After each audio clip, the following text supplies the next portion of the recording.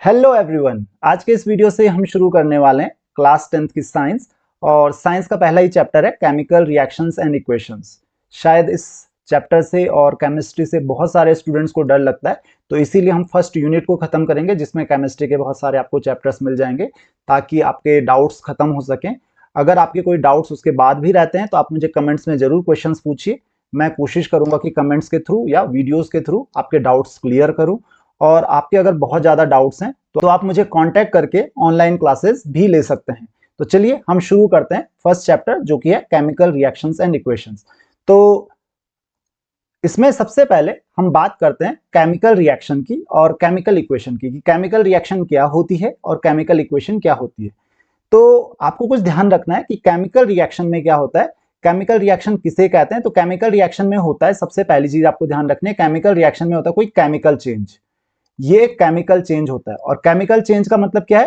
Chemical change का मतलब होता है कि जहां पर किसी भी सब्सटेंस का कंपोजिशन चेंज हो जाए, यानी कि वो एक सब्सटेंस से दूसरी सब्सटेंस में कन्वर्ट हो जाए, उसको हम कहते हैं केमिकल चेंज। तो उसका वहां पे केमिकल कंपोजिशन, एक पुराना सब्सटेंस यहां पर नया सब्सटेंस बनाएगा और उस पुराने सब्सटेंस से उस नए सब्सटेंस की, जो नया सब्सटेंस बनेगा उसकी प्रॉपर्टीज बिल्कुल ही अलग होंगी, उससे काफी हद तक अलग होंगी। तो यहां पर आपने केमिकल रिएक्शंस के डेली लाइफ में बहुत सारे एग्जांपल्स देखे, जैसे कि जो आपका दूध होता है, सारिंग मिल्क, वो खराब हो जाता है जिसको आप दूध का फटना कहते हो, या फिर दूध से दही बनती है, वहां पर भी क्या है, एक केमिकल प्रोसेस है। तो ये भी क्या है, यहाँ पर भी क्या है, केमिकल रिएक्शन होती है। उसके अलावा आपने देखा होगा रस्टिंग ऑफ आयरन। तो रस्टिंग ऑफ आयरन में आपने देखा होगा एक ब्राउन कलर की लेयर जम जाती है आयरन के ऊपर। तो ये भी क्या है, एक केमिकल चेंज है। उसके अलावा हमारे पास क्या है, कुकिंग ऑफ फूड। जब आप खाना बनाते हो और उसके बाद खाना खाते हो, बेसिकली कुकिंग ऑफ फूड को तो हम नहीं कह सकते हैं कि ये कंप्लीट केमिकल रिएक्शन, बट हाँ डाइजेशन ऑफ फूड, क्योंकि आप जो भी खाना खाते हो वो बिल्कुल छोटे छोटे छोटे छोटे मॉलिक्यूल्स में डिवाइड होके आपकी बॉडी उसको एब्जॉर्ब करती है। तो यहां पर क्या होती है, केमिकल रिएक्शन होती है। तो बेसिकली जो बायोलॉजी आप पढ़ते हो, बायोलॉजी में बहुत बड़ा रोल है केमिकल रिएक्शंस का।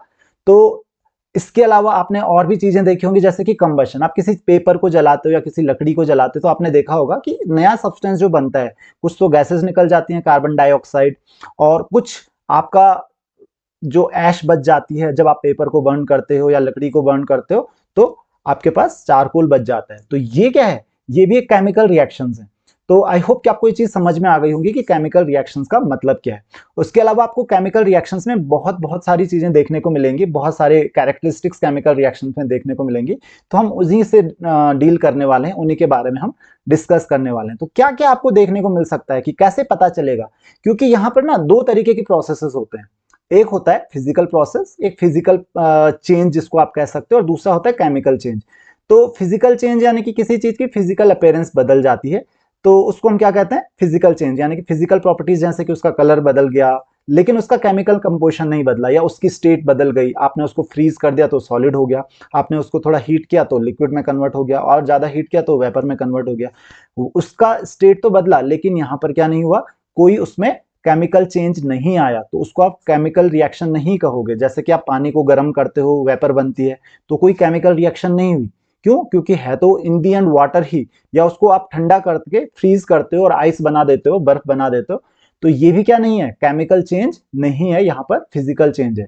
अब केमिकल चेंज में आपको क्या क्या देखने को मिल सकता है? सबसे पहला है चेंज इन स्टेट। अब ध्यान दीजिए इस बात का कि जरूरी नहीं है कि ये जितनी भी चीजें मैं आपको बताऊं हर रिएक्शन में आपको ये सारी की सारी चीजें देखने को मिले। हो सकता है इनमें से एक मिल जाए, दो मिल जाए, या हो सकता है किसी रिएक्शन में आपको सारी की सारी चीजें देखने को मिल जाए, पर हर रिएक्शन में सारी की सारी ये चीजें देखने को मिले वो जरूरी नहीं है।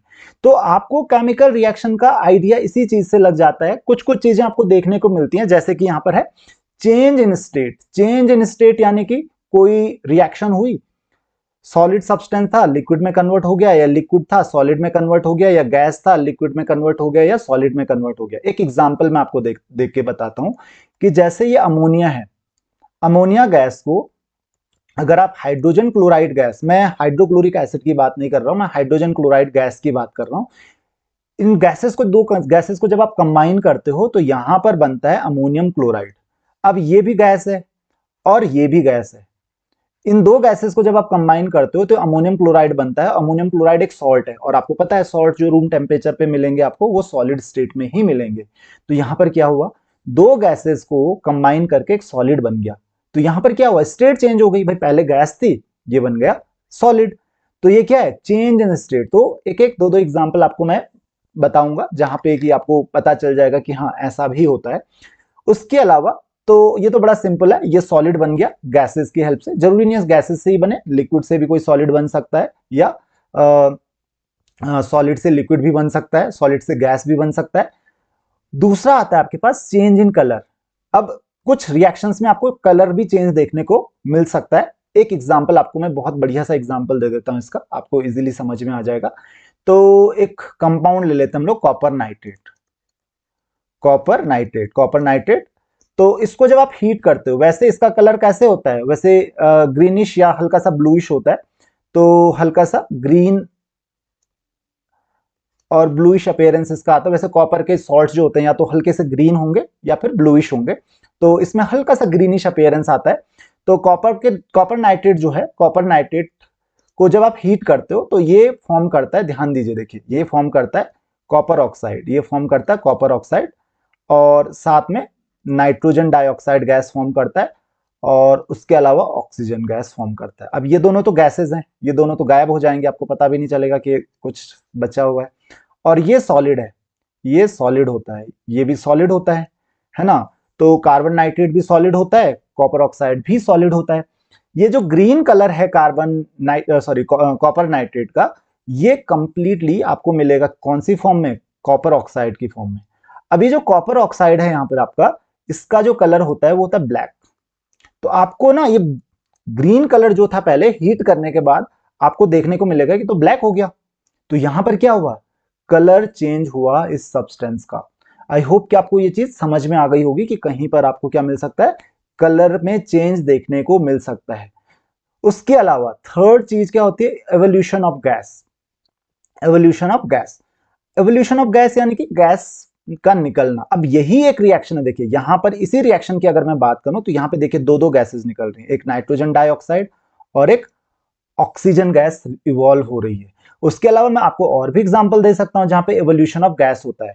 जैसे कि एक अच्छा सा एग्जांपल दे देता हूं, जब आप एसिड्स को कार्बोनेट्स के साथ रिएक्ट करते हो या बाइकार्बोनेट्स के साथ रिएक्ट करते हो, तो CaCO3 के साथ में चलिए रिएक्ट कर लेता हूं, तो ये फॉर्म कर लेगा कैल्शियम सल्फेट यानी कि CaSO4।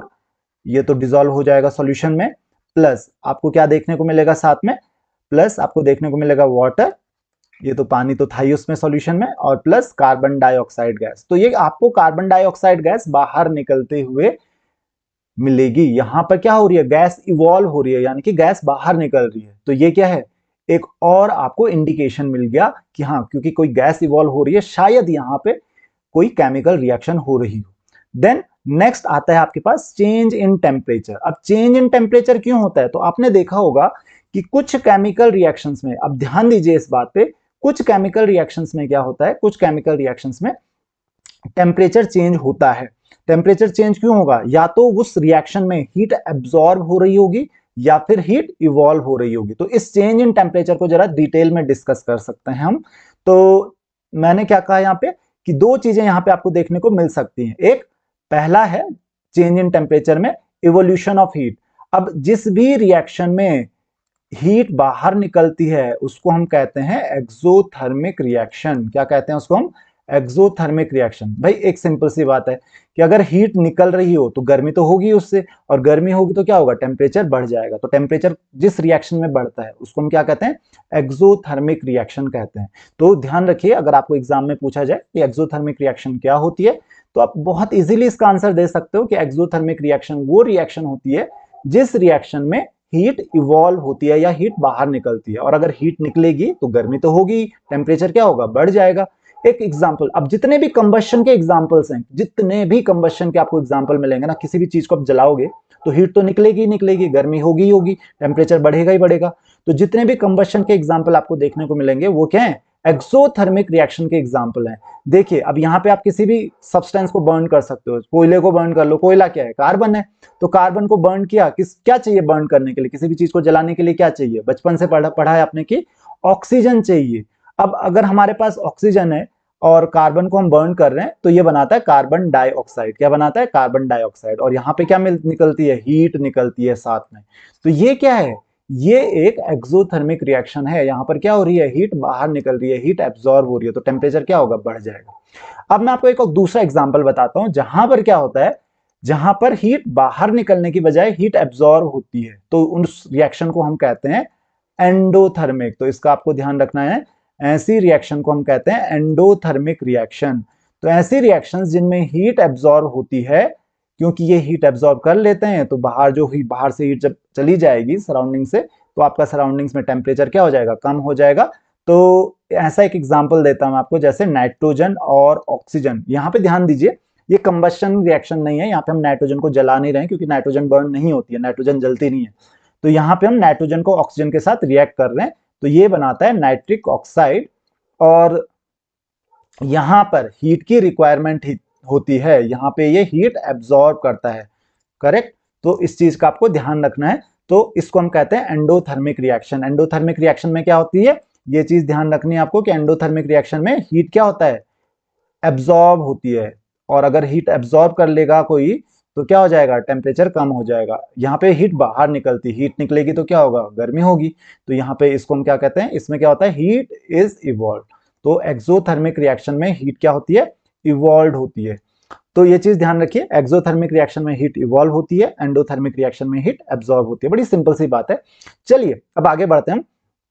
तो ये आपको कुछ इंडिकेशंस देखने को मिल जाएंगे केमिकल रिएक्शन में। अब एक बहुत बहुत इंपॉर्टेंट चीज है, writing and balancing chemical equation. चलिए इससे पहले कि हम केमिकल इक्वेशन को बैलेंस करना सीखे, केमिकल इक्वेशंस को लिखना सीखे, एक बहुत बेसिक सा क्वेश्चन आता है कि केमिकल रिएक्शन और केमिकल इक्वेशन में क्या अंतर होता है। देखिए केमिकल रिएक्शन ना एक फिनोमिनन है, एक प्रोसेस है, यानी कि यहां पर एक सब्सटेंस दूसरे सब्सटेंस में कन्वर्ट हो रहा है। तो जिसका कंपोजिशन, जो नया सब्सटेंस फॉर्म हुआ, जिसको आप प्रोडक्ट कहते हो, और जिससे फॉर्म हुआ उसको आप रिएक्टेंट कहते हो। तो ये एक प्रोसेस है। अब केमिकल इक्वेशन क्या है? केमिकल इक्वेशन इस केमिकल रिएक्शन को रिप्रेजेंट करने का एक तरीका होता है, जिसको हम कहते हैं केमिकल इक्वेशन। तो ये एक ऐसी इक्वेशन है जिसकी हेल्प से हम किसी भी केमिकल रिएक्शन को रिप्रेजेंट करते हैं। अब देखिए यहां पर अगर वर्ड्स की फॉर्म में देखें, तो जैसे मैग्नीशियम को आप अगर बर्न करोगे तो ऑक्सीजन के साथ ये बनाएगा मैग्नीशियम ऑक्साइड। क्या बनाएगा? Magnesium oxide. लेकिन अगर मैं इसी रिएक्शन को, ये तो आपने वर्ड्स की फॉर्म में लिख दिया, तो देखिए यहां पे जरा ध्यान दीजिए कि हम किस तरीके से लिखते हैं इसको।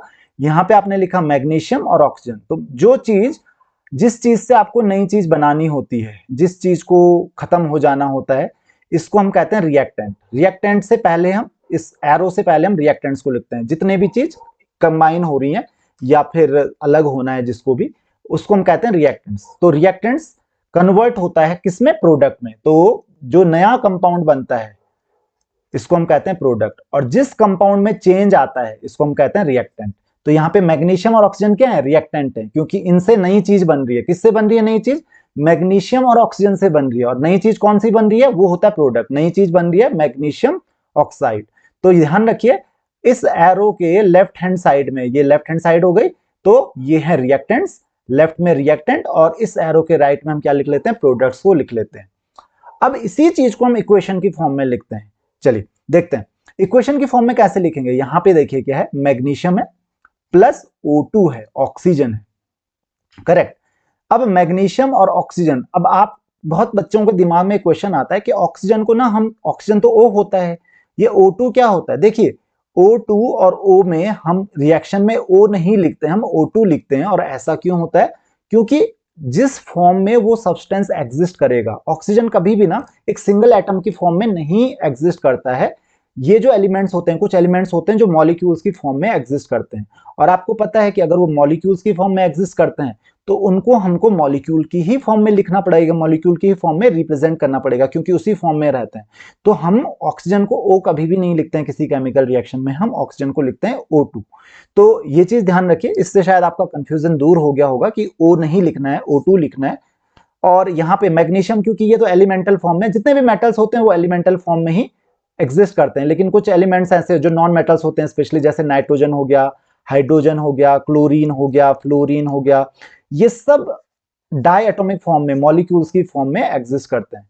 तो अब इससे मुझे क्या करनी है, ये इक्वेशन बनानी है।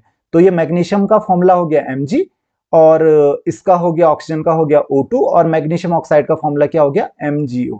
आप चाहो तो इसको बैलेंस कर सकते हो। अब बैलेंस करना हम इसको बाद में सीखेंगे, फिलहाल आप यहाँ पे इसको देख लीजिए।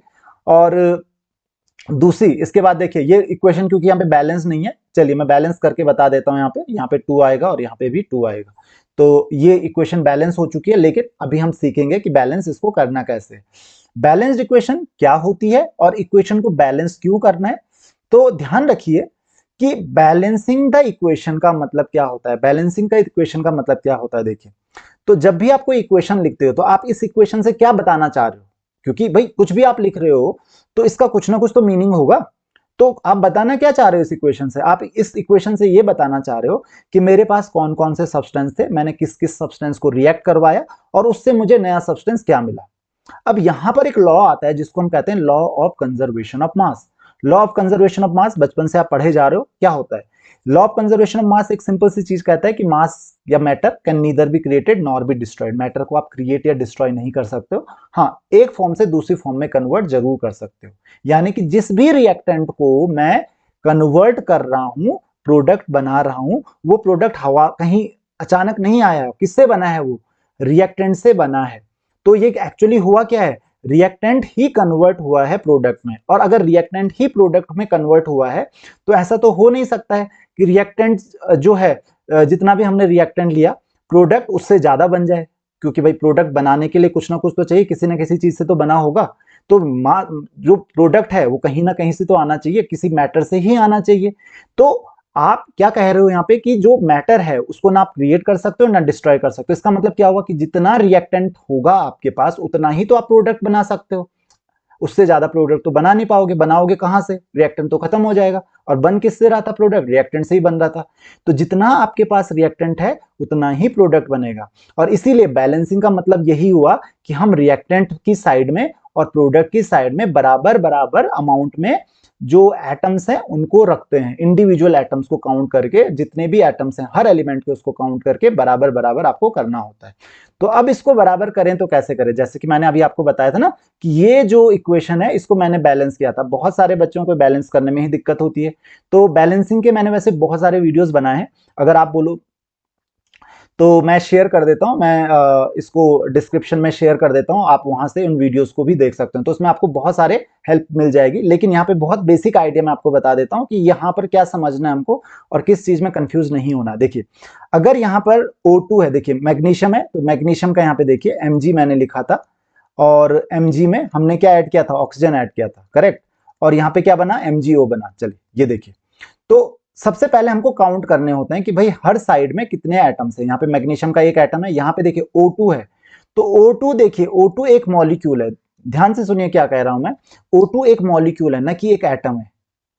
O2 एक मॉलिक्यूल है, ये एक एटम नहीं है।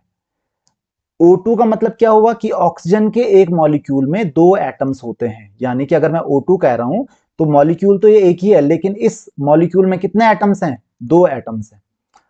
अगर मुझे यहां पर इसको बराबर करना है, इधर देखिए MgO, यहाँ पे मैग्नीशियम का एक एटम है और ऑक्सीजन का भी एक ही एटम है। अब अगर मुझे बराबर करना हो तो बहुत सारे बच्चे पता है क्या करते हैं, वो कर देते हैं MgO2। ये लीजिए बैलेंस हो गया, और ये हो गया आपका क्वेश्चन का जो सॉल्यूशन है वो गलत हो गया। क्यों गलत हो गया, क्योंकि MgO2 में अगर लिखता हूं तो मैग्नीशियम ऑक्साइड का जो फॉर्मूला है वो होता है MgO। अगर आप Mg पे 2 लगा देते हो या O पे 2 लगा देते हो या कोई भी नंबर लगा देते हो तो इससे हो जाएगा फॉर्मूला चेंज, और फॉर्मूला तो MgO ही होता है। MgO2 नाम की कोई चीज तो होती ही नहीं है। तो फिर आप क्या करोगे, इस रिएक्शन में नहीं होती है तो फिर आप क्या करोगे, इसका मतलब क्या हुआ, ये तो गलत हो गया।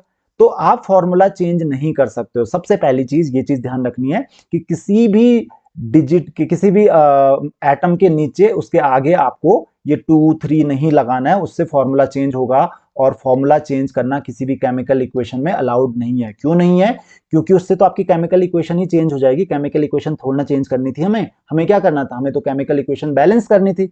तो केमिकल इक्वेशन चेंज नहीं करनी है। तो फिर क्या अलाउड है? हमारे लिए अलाउड है कि हम इसके आगे कोई नंबर लगा सकते हैं, इसके आगे हम 2 लगा सकते हैं। तो इसके आगे 2 लगाने से क्या होगा? देखिए, अगर मैं किसी भी मॉलिक्यूल से के आगे 2 लगाता हूं, जैसे यहाँ पे MgO के मैंने आगे 2 लगाया है, यानी कि इस मॉलिक्यूल में जितने भी एटम्स थे, इसके कितने मॉलिक्यूल हो गए? अब 2 मॉलिक्यूल हो गए। अब देखिए, इसके एक मॉलिक्यूल की अगर मैं बात करूं तो एक मैग्नीशियम का एटम था और एक ऑक्सीजन का एटम था। अब अगर मैं इसके आगे 2 लगा देता हूं तो क्या होगा? यहाँ पे 2 मैग्नीशियम के एटम जो थे वो डबल हो गए और ऑक्सीजन के एटम भी डबल हो गए, यानी कि 2 एटम्स मैग्नीशियम के हो गए और 2 एटम्स ऑक्सीजन के हो गए, क्योंकि ये मल्टीप्लाई डबल हो जाएगा। 2 का मतलब क्या हुआ कि 2 मॉलिक्यूल मैग्नीशियम ऑक्साइड के, 2 मॉलिक्यूल मैग्नीशियम ऑक्साइड के मतलब जितने भी एटम्स है सब डबल हो जाएंगे। अगर मैं 3 लगाता हूं तो सब ट्रिपल हो जाएंगे। तो यानी कि ऑक्सीजन तो यहाँ पे बैलेंस हो गया। ऑक्सीजन क्या हो गया? बैलेंस। इधर 2 ऑक्सीजन और इधर भी 2 ऑक्सीजन। लेकिन प्रॉब्लम क्या आ गई? मैग्नीशियम के साथ आ गई। प्रॉब्लम किसके साथ आ गई? मैग्नीशियम के साथ आ गई। अब मैग्नीशियम देखिए 2 हो गया यहाँ पे, तो फिर क्या करना पड़ेगा? इधर भी 2 करना पड़ेगा हमको। तो अब जाके ये रिएक्शन बैलेंस हो गई। 2 एटम्स मैग्नीशियम के इधर, 2 ऑक्सीजन के इधर। यहाँ पे काउंट कीजिए, मैग्नीशियम के 2 और ऑक्सीजन के 2। तो ये इक्वेशन क्या हो चुकी है? बैलेंस हो चुकी है। आई होप कि आपको ये चीज समझ में आ गई होगी। अब यहाँ पे देखिए, तो इस तरीके से मैंने आपको ये समझा दिया है कि आपको सिर्फ और सिर्फ जो आगे नंबर है, जिसको आप क्या कह सकते हो, कंपाउंड का कोफिशिएंट कह सकते हो उस इक्वेशन में, तो कोफिशिएंट्स ही आप चेंज कर सकते हो, आप फॉर्मूला चेंज नहीं कर सकते हो। बीच में आप 2, 3 नहीं लिखिए किसी भी नंबर, किसी भी कंपाउंड के आगे। तो ये चीज ध्यान रखिए, हम आगे से जो पहले है किसी भी कंपाउंड के पहले नंबर लगा के, वो नंबर क्या रिप्रेजेंट कर रहा है कि इसके इतने मॉलिक्यूल्स बन चुके हैं या इसके इतने एटम्स यहाँ पे बन चुके हैं या यूज हो रहे हैं। लेकिन आप बाद में उस नंबर के पीछे से कोई भी चीज यूज नहीं कर सकते हो, 2, 3 नहीं लगा सकते हो। तो आई होप कि आपको इतना समझ में आ गया होगा। तो ये कुछ तरीके थे जिससे कि आप केमिकल इक्वेशन को बैलेंस कर सकते हो। बैलेंस कैसे करते हैं और बहुत सारे एग्जांपल्स मैंने डिस्कस किए हैं अलग अलग तरीके से। जितनी ज्यादा आप बैलेंसिंग की प्रैक्टिस करोगे उतना ज्यादा आपको हेल्प मिलेगी। तो मैं आपके साथ वीडियो शेयर कर लेता हूं, तो आप वहां पे जरूर देख लीजिएगा, डिस्क्रिप्शन में लिंक आपको मिल जाएगा। नेक्स्ट देखते हैं। तो अब आते हैं हम लोग टाइप ऑफ केमिकल रिएक्शंस पे कि ये केमिकल रिएक्शंस कितने टाइप की होती हैं। तो एक अभी याद होगा आपको, हमने एक टाइप तो अभी डिस्कस किया था कि कुछ केमिकल रिएक्शंस ऐसी होती हैं जिनमें हीट एब्जॉर्ब होती है और कुछ केमिकल रिएक्शंस ऐसे होती हैं जिनमें हीट इवॉल्व होती है, बाहर निकलती है। तो उनको हमने क्या कहा था? एंडोथर्मिक और एक्सोथर्मिक रिएक्शंस। अब यहाँ पे अलग टाइप की केमिकल रिएक्शंस है। तो सबसे पहली आती है आपके पास कॉम्बिनेशन रिएक्शन, या इसको हम डायरेक्ट कॉम्बिनेशन रिएक्शन भी कहते हैं। कॉम्बिनेशन नाम से ही पता चल रहा है, कॉम्बिनेशन। कॉम्बिनेशन का मतलब क्या हुआ? कंबाइन होना। तो क्या हो रहा है यहाँ पे? यहाँ पे 2 या 2 से ज्यादा रिएक्टेंट्स, ध्यान रखिए, जब भी 2 या 2 से ज्यादा, जरूरी नहीं कि 2 ही हो, 2 से ज्यादा रिएक्टेंट्स भी हो सकते हैं। तो 2 या 2 से ज्यादा रिएक्टेंट्स कभी भी जब कंबाइन होते हैं और एक सिंगल प्रोडक्ट फॉर्म करते हैं, सिर्फ एक ही, ऑब्वियसली कंबाइन होंगे, जब सब एक साथ कंबाइन हो जाएंगे तो कितने प्रोडक्ट बनेंगे? एक ही प्रोडक्ट बनेगा। अगर एक से ज्यादा प्रोडक्ट बन रहे हैं तो उसको आप कॉम्बिनेशन रिएक्शन नहीं बोलोगे। कॉम्बिनेशन रिएक्शन में क्या होगा? 2 या 2 से ज्यादा रिएक्टेंट से बनेगा सिर्फ और सिर्फ एक ही प्रोडक्ट। तो आई होप कि आपको ये चीज समझ में आ गई होगी कि कॉम्बिनेशन रिएक्शन, नाम देखिए, नाम देखिए, नाम से ही पता चल जाएगा कि यहाँ पर क्या हो रहा है? कॉम्बिनेशन हो रहा है। किसका कॉम्बिनेशन हो रहा है? ऑब्वियसली कम से कम 2 रिएक्टेंट तो चाहिए, और 2 से ज्यादा भी हो सकते हैं। 2 या 2 से ज्यादा रिएक्टेंट्स कभी भी कंबाइन होते हैं और एक प्रोडक्ट फॉर्म करते हैं। कंबाइन होंगे तो एक ही प्रोडक्ट बनेगा। उस रिएक्शन को हम क्या कहेंगे? Combination reaction. तो यहाँ पे आप देख सकते हो कैल्शियम ऑक्साइड और वाटर मॉलिक्यूल कंबाइन होकर क्या बना रहे हैं? कैल्शियम हाइड्रोक्साइड बना रहे हैं, एक सिंगल प्रोडक्ट बना रहे हैं। तो क्या है? कॉम्बिनेशन रिएक्शन है। अच्छा, कुछ एग्जाम्पल, बहुत सारे एग्जाम्पल्स आपको मिल जाएंगे कॉम्बिनेशन रिएक्शन के, आप अपनी बुक के थ्रू भी जा सकते हो। तो जैसे HCl यहाँ पे आप बना सकते हो, या ऑक्सीजन और नाइट्रोजन का अभी मैंने आपको एग्जांपल दिया था कि नाइट्रिक ऑक्साइड आप बना सकते हो। उसके अलावा देखिए एक और एग्जांपल मैं आपको देता हूं, जैसे कि यहाँ पे NO2 प्लस H2O, यहाँ पे फिर आपको ये भी लगेगा कि 2 ही हो रहे हैं हर बार। तो एक एग्जांपल ऐसा भी दे सकता हूं कि जहां पे 2 से ज्यादा मॉलिक्यूल्स कंबाइन हो रहे हैं और फॉर्म कर रहे हैं एक सिंगल प्रोडक्ट। तो ये क्या है? एक रिएक्शन है। तो ये सब किस चीज के एग्जांपल हैं? कॉम्बिनेशन रिएक्शन के एग्जांपल्स हैं। तो आई होप कि आपको ये चीज समझ में आ गई होगी। तो ये फर्स्ट थी कॉम्बिनेशन रिएक्शन। सेकंड आ जाते हैं हम लोग डीकंपोजिशन रिएक्शन। तो डीकंपोजिशन रिएक्शन, देखिए डीकंपोजिशन रिएक्शन नाम में कह रहा है डीकंपोज। डीकंपोज का मतलब क्या होता है? किसी भी चीज का ब्रेक होना, टूटना। उसको हम क्या कहते हैं, डिकम्पोज होना। और केमिकल ब्रेक डाउन होता है, कोई भी केमिकल जब टूटता है ना तो उसको हम डिकम्पोजिशन कहते हैं। तो ये चीज ध्यान रखना। अब जब टूटेगा तो दो टुकड़े होंगे उसके, हो सकता है दो से ज्यादा टुकड़े हो जाएं।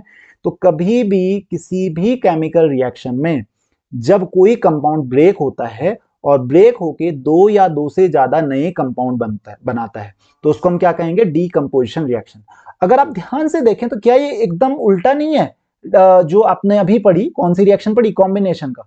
कॉम्बिनेशन में रिएक्शन में क्या हो रहा था, दो या दो से ज्यादा कंपाउंड जो थे वो कंबाइन हो रहे थे और कंबाइन होके एक ही प्रोडक्ट फॉर्म कर रहे थे। यहाँ पे उल्टा हो रहा है, यहाँ पे एक रिएक्टेंट है और एक रिएक्टेंट टूट रहा है, ब्रेक हो रहा है दो या दो से ज्यादा प्रोडक्ट में। तो यहाँ पे आप एग्जांपल देख सकते हो, कैल्शियम कार्बोनेट, यहाँ पे आप देख सकते हो कैल्शियम कार्बोनेट, यहाँ पे देखिए CaO, यहाँ पे मैं यहीं पे लिख देता हूँ CaO और CO2, कैल्शियम ऑक्साइड और कार्बन डाइऑक्साइड में ब्रेक हो रहा है। तो यहाँ पे देखिए रिएक्टेंट एक ही है, इसके टुकड़े हो रहे हैं और एक से ज्यादा प्रोडक्ट बना रहा है। तो ये क्या है, डिकम्पोजिशन रिएक्शन। और अभी इससे पहले जो रिएक्शन पढ़ी एकदम उल्टी रिएक्शन थी, वहां पे क्या हो रहा था, दो रिएक्टेंट्स कंबाइन होके एक प्रोडक्ट बना रहे थे, और यहाँ पे क्या हो रहा है, एक रिएक्टेंट टूट रहा है और दो या दो से ज्यादा प्रोडक्ट बना रहा है। उसी तरीके से यहाँ पे सिल्वर क्लोराइड को आप देख सकते हो, सिल्वर क्लोराइड से क्या बनता है, सिल्वर और क्लोरीन बनता है। ये बैलेंस्ड केमिकल इक्वेशन है। तो आई होप कि आपको ये चीज समझ में आ गई होगी। अब आपको ये चीज दिख रही होगी कि थर्मल डिकम्पोजिशन और फोटोलिसिस क्या होता है। देखिए, इसको फोटोलिसिस को हम फोटोकेमिकल डिकम्पोजिशन भी कहते हैं। क्या कहते हैं, फोटोकेमिकल डिकम्पोजिशन। तो फोटोकेमिकल डिकम्पोजिशन और थर्मल डिकम्पोजिशन में अंतर क्या है, देखिए नाम पढ़िए और आपको ना नाम से ही चीजों को समझने में बहुत ज्यादा आसानी होगी। थर्मल, थर्मल वर्ड कहीं पे भी आए तो ध्यान रखना, इसका हमेशा लेना देना है किस चीज से, हीट से। थर्मल का मतलब होता है रिलेटेड टू हीट। तो किसी भी चीज को जब आप गर्म करके, हीट करके डिकम्पोज करते हो, किसी भी सब्सटेंस को हीट करते हो और हीट करने पे वो डिकम्पोज हो जाता है दो या दो से ज्यादा पार्ट्स में, तो उस रिएक्शन को हम कहते हैं थर्मल डिकम्पोजिशन रिएक्शन। और दूसरी चीज आती है फोटो। जहां पे भी आपको ये फोटो वर्ड देखने को मिले, अब आप ये चीज समझ लीजिए, जहां पे भी ये वर्ड, बल्कि आपको केमिस्ट्री ही नहीं बल्कि बायोलॉजी में भी आपको ये वर्ड देखने को मिलता होगा, फोटो, जैसे आपने फोटोसिंथेसिस सुना है, तो फोटोसिंथेसिस क्या मतलब हुआ, फोटोसिंथेसिस का कि वहां पे क्या यूज हो रही है, लाइट की प्रेजेंस में जो प्लांट्स हैं अपना फूड प्रिपेयर करते हैं। तो फोटो का मतलब क्या होता है, फोटो का मतलब होता है लाइट। तो लाइट की प्रेजेंस में अगर डिकम्पोजिशन हो रहा है तो इसको हम क्या कहते हैं, फोटोलिसिस या फोटोकेमिकल डिकम्पोजिशन कहते हैं। तो इस रिएक्शन को क्या चाहिए, लाइट चाहिए, और लाइट की प्रेजेंस में ये डिकम्पोजिशन होगा। तो यानी कि एनर्जी, या चाहे वो हीट की फॉर्म में हो चाहे वो लाइट की फॉर्म में हो, अगर मिल जाए तो कोई कंपाउंड डिकम्पोज हो जाता है। जरूरी नहीं है कि डिकम्पोजिशन हर कंपाउंड का थर्मल ही हो या फोटोलिटिक हो, हर कंपाउंड का अलग अलग तरीके से आप डिकम्पोजिशन कर सकते हो। तो आई होप कि आपको ये चीज समझ में आ गई होगी कि डिकम्पोजिशन रिएक्शन क्या है। और एक चीज और ध्यान रखिए, जैसे कि मैंने अभी आपको फोटोसिंथेसिस वर्ड बताया था, तो सिंथेसिस, सिंथेसिस वर्ड कहीं भी सुनने को मिले, सिंथेसिस कहीं कहीं पे जो कॉम्बिनेशन रिएक्शन है, जब दो या दो से ज्यादा एलिमेंट्स कंबाइन होते हैं, जैसे कि हाइड्रोजन एंड ऑक्सीजन मिलके वाटर बना रहे हैं सपोज, तो इसको हम कहते हैं सिंथेसिस रिएक्शन। सिंथेसिस का मतलब क्या होता है कि दो या दो से ज्यादा कंपाउंड से मिलके एक नया कंपाउंड बनाना। सिंथेसिस का मतलब ही बनाना होता है। तो सिंथेसिस रिएक्शन जो होती है वो कौन से टाइप की रिएक्शन होती है, बेसिकली वो आपके कॉम्बिनेशन रिएक्शन ही होती है। तो इसका आपको भी ध्यान रखना है। चलिए, तो दो रिएक्शन हमने पढ़ ली, कौन कौन सी, एक तो डिकम्पोजिशन रिएक्शन, और डिकम्पोजिशन रिएक्शन से पहले हमने पढ़ी कॉम्बिनेशन रिएक्शन। तो ये दो रिएक्शन तो आपको बहुत अच्छे से क्लियर हो गई होंगी।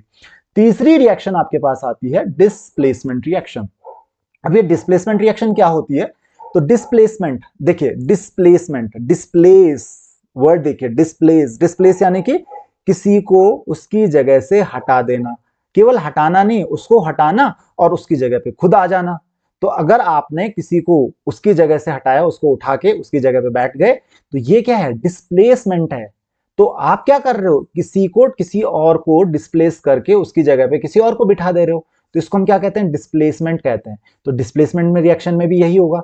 क्या होगा कि कभी भी ध्यान रखना, कभी भी किसी भी केमिकल रिएक्शन में जब किसी कंपाउंड में किसी एक एलिमेंट को, जरूरी नहीं कि एक ही एलिमेंट को या पूरे ग्रुप ऑफ एलिमेंट्स को, हो सकता है एक से ज्यादा एलिमेंट्स को, कोई दूसरा एलिमेंट या पूरा ग्रुप डिस्प्लेस कर दे, उसको डिस्प्लेस करने का मतलब ध्यान रखिए, उसको हटा के उसकी जगह खुद ही ले ले, तो ऐसी रिएक्शन को हम क्या कहते हैं, डिस्प्लेसमेंट रिएक्शन कहते हैं। देखिए बहुत अच्छा आपको एग्जांपल मिल जाएगा यहाँ पे डिस्प्लेसमेंट रिएक्शन का। तो यहाँ पर क्या हो रहा है, देखिए आयरन है, कॉपर सल्फेट। तो यहाँ पे देखिए आयरन क्या कर रहा है, यहाँ पे कॉपर सल्फेट को में से कॉपर को डिस्प्लेस कर दे रहा है। तो यहाँ से कॉपर, देखिए कॉपर की जगह किसने ले ली, आयरन ने ले ली। क्या बन गया, FeSO4 बन गया, फेरस सल्फेट बन गया, और साथ में बन गया कॉपर। तो क्या किया, कॉपर, पहले आयरन अलग था, उसने कॉपर को हटाया, उसकी जगह पे खुद आ गया, कॉपर बेचारा अलग हो गया यहाँ पर। तो ये क्या है, डिस्प्लेसमेंट रिएक्शन। और ये बहुत बहुत ही अच्छा एग्जांपल है। जो एक्वस सॉल्यूशन होता है ना कॉपर सल्फेट का, इसका जो कलर होता है वो ब्लू होता है। कैसा होता है, ब्लू होता है। अब इसका कलर ब्लू होता है जब इसमें आप देखिए किसी भी कंटेनर में आप एक काम कीजिए, एक कॉपर सल्फेट का सॉल्यूशन लीजिए। इस सॉल्यूशन को जब आप इस कंटेनर में लोगे तो आप एक चीज देखोगे यहाँ पर कि जब इसका जो कलर होता है वो होता है ब्लू। मैंने अभी बताया था आपको कि जनरली कॉपर के जो सॉल्ट होते हैं ब्लू होते हैं, या हल्का सा किसी किसी सॉल्ट में ग्रीनिश अपीयरेंस भी आ जाता है। अब इसमें आप क्या करोगे, अगर एक आयरन की नेल डाल दोगे, आयरन का एक टुकड़ा डाल दोगे, तो क्या होगा, इसका कलर जो है ना धीरे धीरे ब्लू कलर गायब होने लगता है, और ब्लू कलर की जगह ये हो जाता है कैसा कलर, ग्रीन कलर हो जाता है। ग्रीन कलर ही होने लगता है। ऐसा क्यों होने लगता है, क्योंकि फेरस सल्फेट का जो सॉल्यूशन होता है ना ये ग्रीन कलर का होता है, और कॉपर तो साइड हट गया बेचारा, कॉपर तो अलग से बैठा हुआ है साइड में, क्योंकि कॉपर को किसने हटा दिया, आयरन ने हटा दिया। तो जब तक वो कॉपर सल्फेट था तब तक वो ब्लू था, जैसे ही अपने उसमें आयरन डाला तो आयरन धीरे धीरे धीरे धीरे करके क्या करता रहेगा, कॉपर को हटाता रहेगा, धीरे धीरे कलर जो आपका ब्लू था वो ग्रीन हो जाएगा। तो ये आप एग्जाम्पल देख सकते हो। तो आई होप कि आपको ये चीज समझ में आ गई होगी। थर्ड था आपका, दैट इज डिस्प्लेसमेंट रिएक्शन। चलिए नेक्स्ट आ जाते हैं हम लोग। नेक्स्ट टॉपिक है आपके पास double displacement reaction. Double displacement reaction, नाम में ही देखिए डबल डिस्प्लेसमेंट, यहाँ पे दो दो डिस्प्लेसमेंट का मतलब क्या हो रहा है, यहाँ पे कुछ नहीं हो रहा है, यहाँ पे आयन एक्सचेंज हो रहा है। तो यहाँ पे आयंस एक्सचेंज हो रहे हैं दो एटम्स के बीच, ध्यान रखिए दो कंपाउंड्स के बीच, सॉरी। तो यहाँ पे देखिए सोडियम सल्फेट है और ये बेरियम क्लोराइड है। तो क्या बना देते हैं, बेरियम सल्फेट और सोडियम क्लोराइड। तो देखिए यहाँ पे क्या हुआ, देखिए सोडियम सल्फेट था Na2SO4, ये बेरियम क्लोराइड था BaCl2। सोडियम ने बेरियम को डिस्प्लेस कर दिया। देखिए बेरियम और सोडियम ने एक दूसरे को डिस्प्लेस कर दिया, तो दोनों क्या कर रहे हैं, एक्सचेंज हो रहे हैं।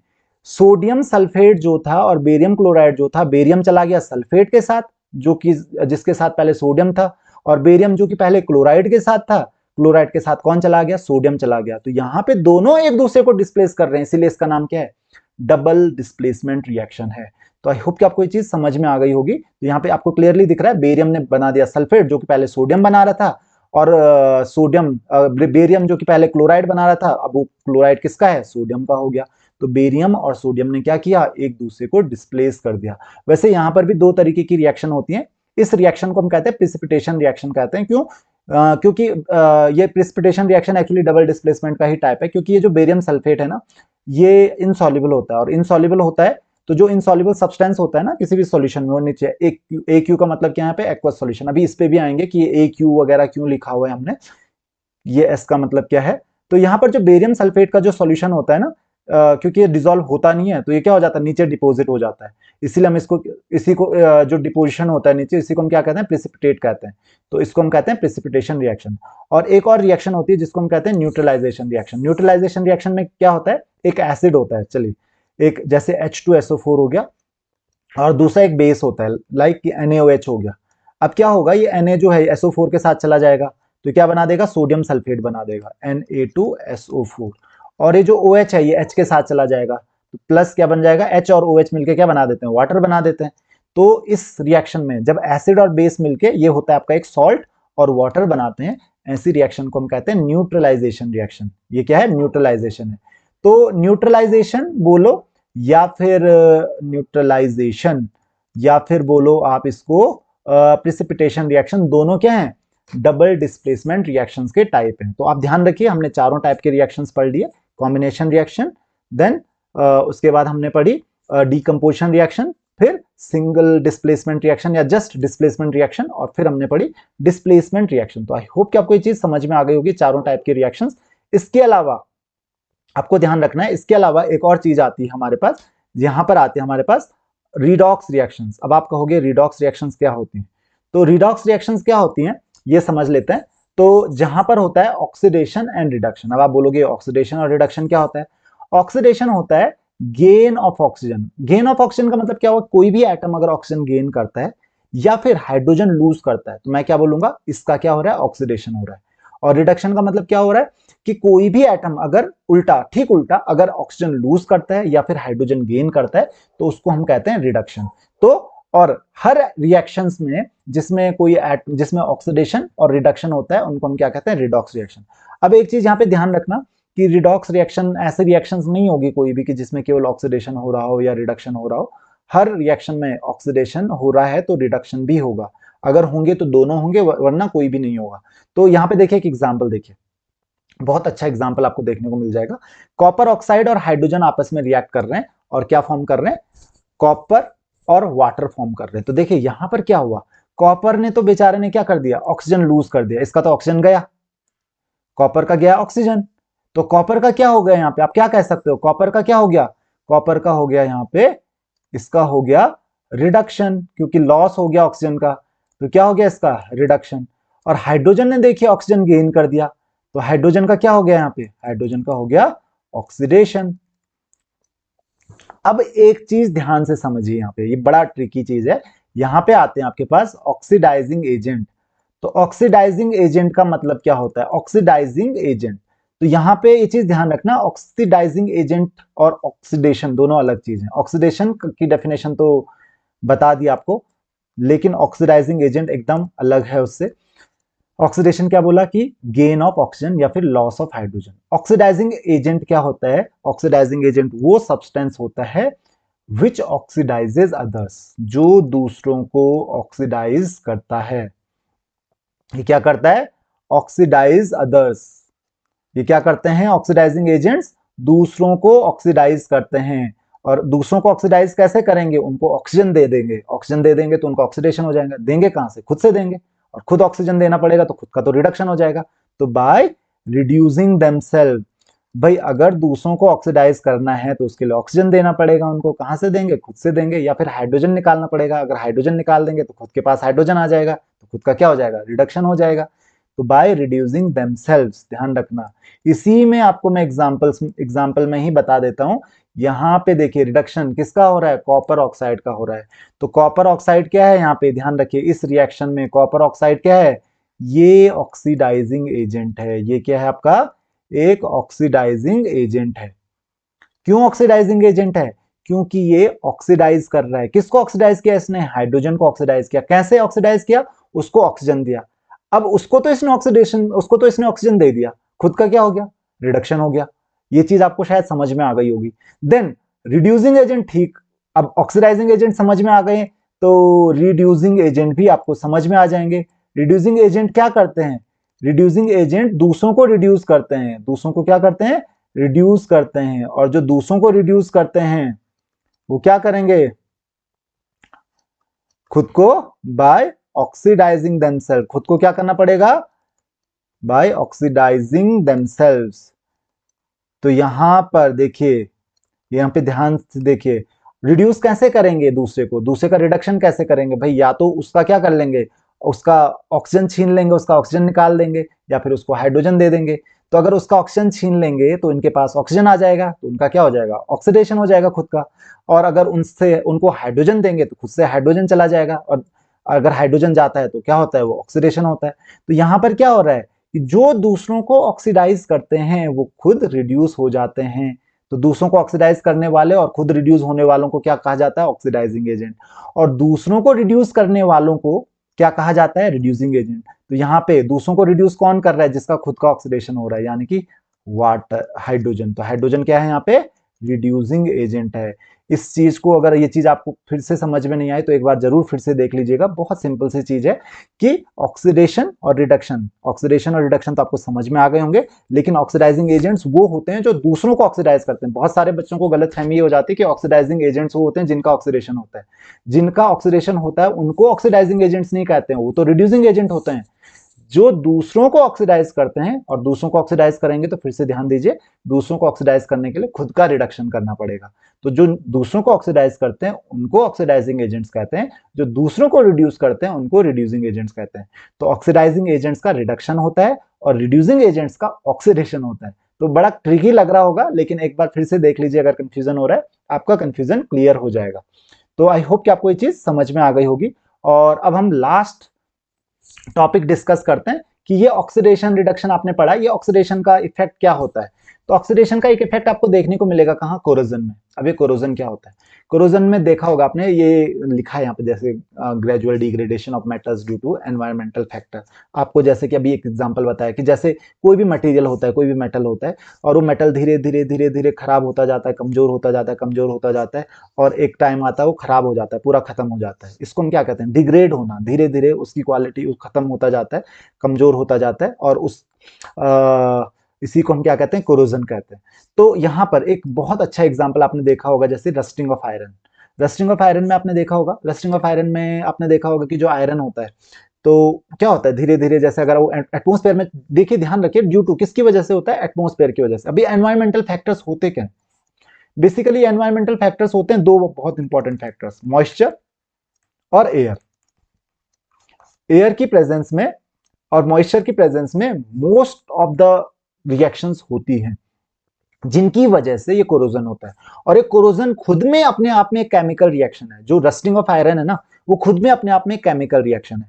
तो ये यहाँ पर क्या होता है, आयरन जो है ना, एटमोस्फेयर के मॉइस्चर में, जो मॉइस्चर है और ऑक्सीजन है, एयर है, उसके कांटेक्ट में आके ऑक्साइड्स फॉर्म करता है। और इसी वजह से आपने देखा होगा ना कि जो मेटल होता है ना, आयरन होता है, उसके सरफेस पे ना एक लेयर बन जाती है, ब्राउन कलर की लेयर आपने देखी होगी, वही जिसको आप जंग कहते हो, वही रस्ट होता है बेसिकली।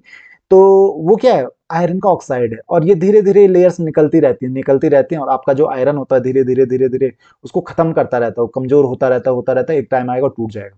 तो ये क्या है, एक कोरोजन का एक एग्जांपल है। दूसरा, टार्निशिंग ऑफ सिल्वर। अगर आप लोग सिल्वर की ज्वेलरी वगैरह कुछ पहनते हो, तो आपने एक चीज नोटिस की होगी या किसी को देखा होगा कि जो ज्वेलरी है ना, जो सिल्वर होता है ना, धीरे धीरे धीरे धीरे ना काला हो जाता है, ब्लैक कलर का हो जाता है। अब ये ब्लैक कलर का होने का रीजन क्या है इसका, तो बेसिकली यहाँ पे हो क्या रहा है, जो सिल्वर होता है ना, इसके ब्लैक कलर के होने का एक रीजन ये है कि जब ये एटमॉस्फेयर के कांटेक्ट में आता है, तो एटमॉस्फेयर में जो सल्फर के कंपाउंड्स होते हैं, उसके साथ कंबाइन होके ये क्या बना देता है, सिल्वर सल्फाइड बना देता है। और ये जो सिल्वर सल्फाइड है ना, उसके ऊपर डिपोजिट हो जाता है, उसके ऊपर क्या हो जाता है, डिपोजिट हो जाता है, वो ब्लैक कलर का। जनरली जो सल्फाइड्स होते हैं वो ज्यादातर ब्लैक कलर के ही मिलेंगे आपको।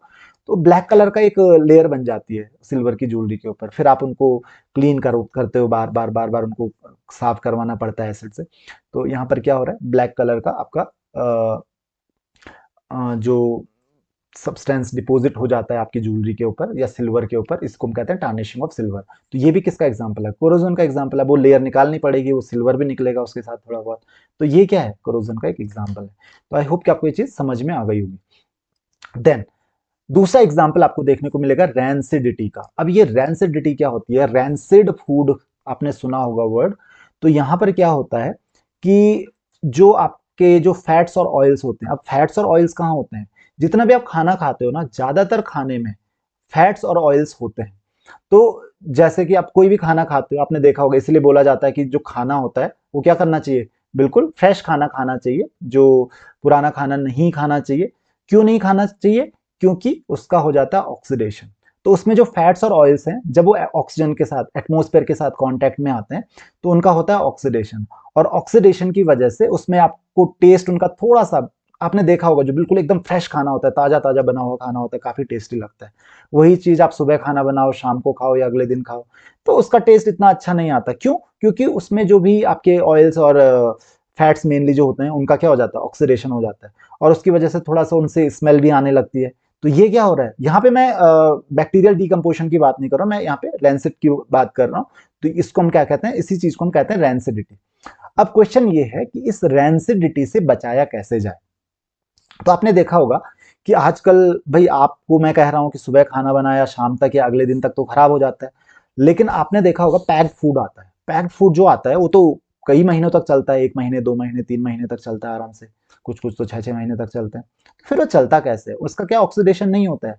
तो यहाँ पे उसी चीज के प्रिवेंशन की बात की जा रही है।